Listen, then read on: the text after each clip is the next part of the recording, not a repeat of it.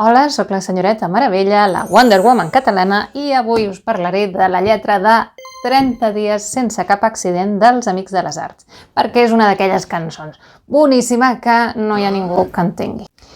El primer que s'ha de dir per aquesta cançó és claríssim. Si no s'hagués inventat el cinema, aquesta cançó no podria existir, perquè és una cançó absoluta i totalment cinematogràfica, però una cosa bàrbara. O sigui, és tot com un seguit d'escenes de diferents tipus de pel·lícules, pam, pim, pam, pam, amb aquesta espècie de sons pel mig.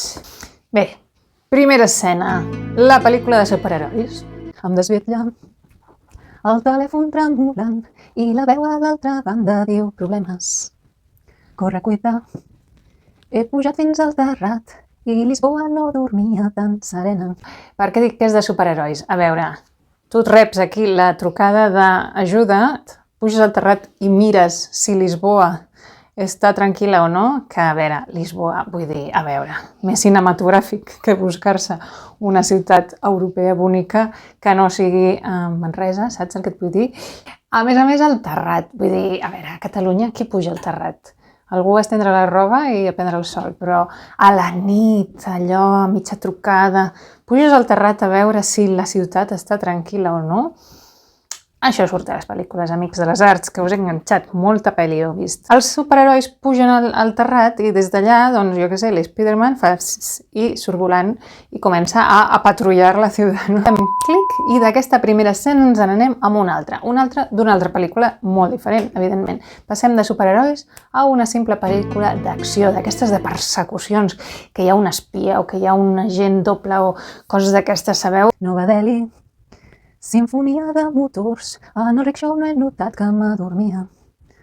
Em segueixen, sacsejant el conductor, dic que hem de despistar-los que a mi va la vida. Una persecució en un país exòtic amb rickshaws i a l'Índia, Nova Delhi, capital de l'Índia, per si algú està despistat. Gairebé que tu sents com piten els claxons dels cotxes de tothom que és per allà al voltant, amb aquesta sinfonia de motor, no? Aquests efectes de so de la pel·lícula els tenim superben reflectits aquí amb aquestes paraules. És que sembla que veus la càmera com s'apropa al rickshaw amb aquesta persona que estava dormint, però pum, es desperta i pam, ai, que ens persegueixen, que ens volen matar perquè ens hi va la vida. Vull dir, clarament pel·lícula.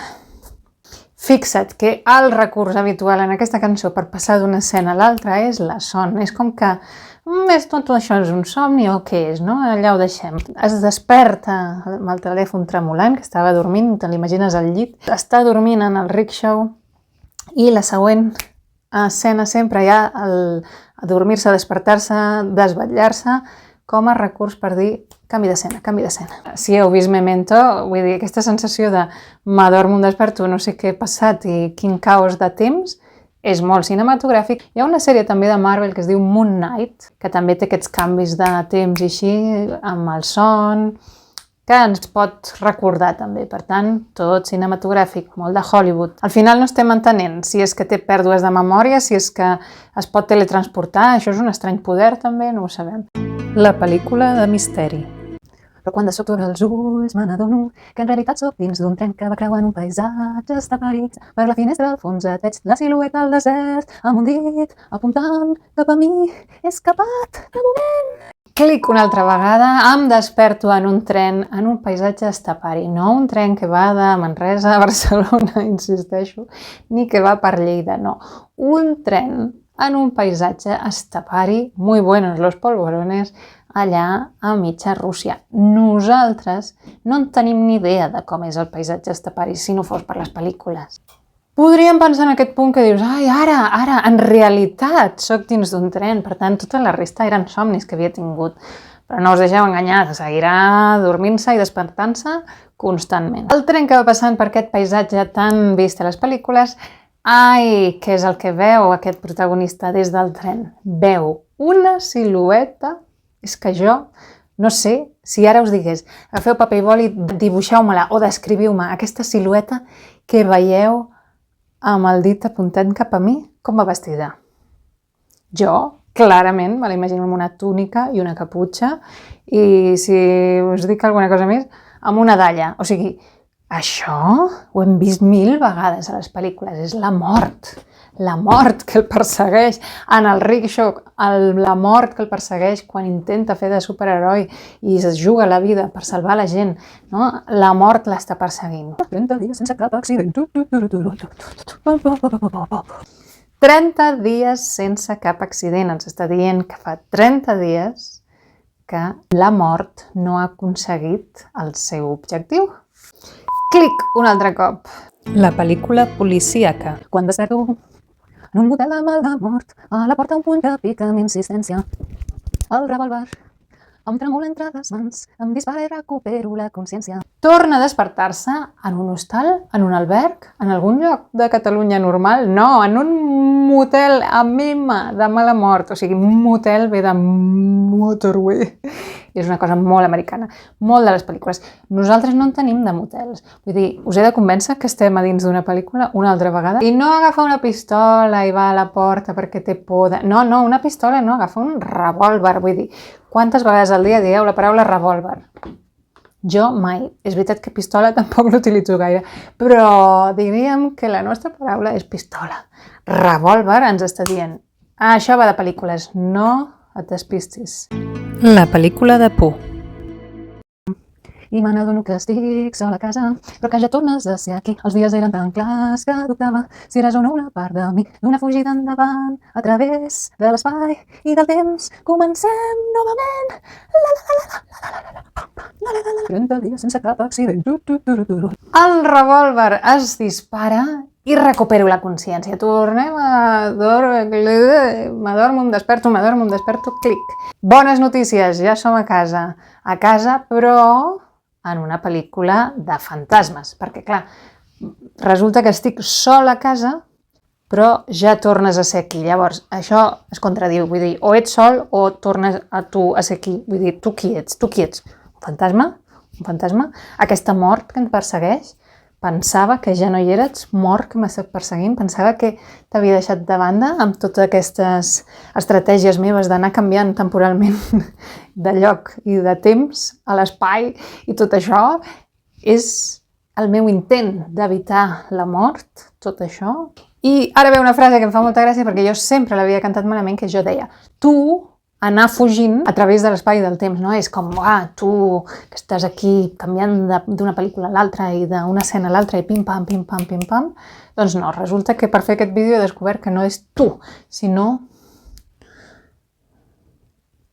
d'una fugida endavant. Per tant, aquest d'una fa referència al que surt abans, que és que dubtava si eres o no una part de mi. Què ens estan dient aquí? No ho sé, la veritat. Si em podeu ajudar, escriviu als comentaris què coi vol dir aquesta d'una fugida endavant a través de l'espai i del temps. És evident que està fent referència a això d'aquests canvis d'escena, no? De lloc i temps i lloc i temps. Estem fugint de la mort, però el d'una és que em despista. A veure si m'ajudeu.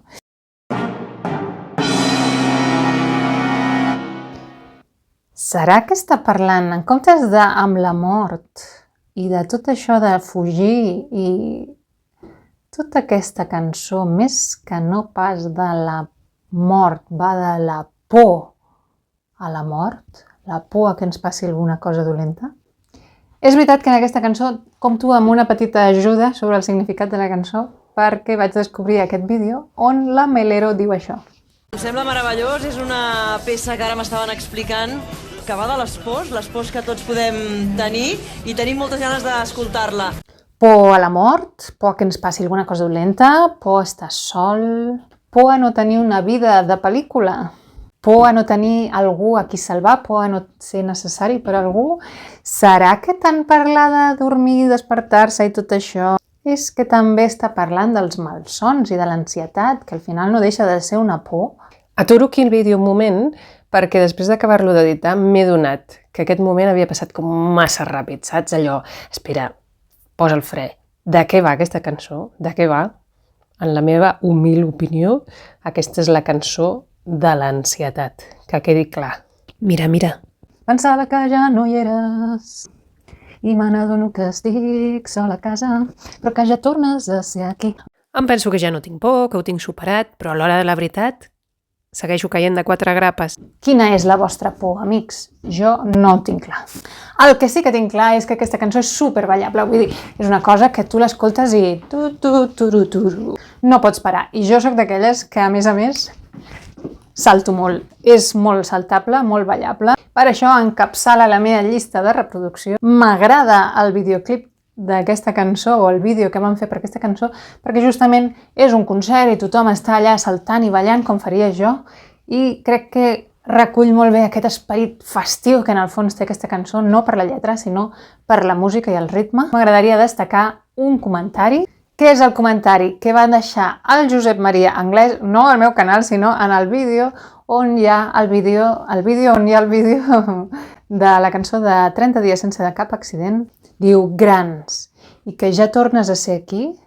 A què es refereix? I l'Enric Garriga Sánchez 260 va respondre que havia trobat un blog d'internet on algú parlava del significat d'aquesta cançó. Vaig trobar aquest comentari quan ja tenia apunts del que us diria, per tant no m'ha influït, però us recomano que també llegiu i decidiu a veure quina de les dues interpretacions us sembla més acurada o si són totes dues, o si els Amics de les Arts poden posar aquí la seva opinió. Si t'ha agradat aquest vídeo, dona'm un like, subscriu-te i toca la campaneta perquè així sabràs quan publico el següent vídeo sobre la meva llista de reproducció, les millors i més ballables cançons dels Amics de les Arts. Una abraçada!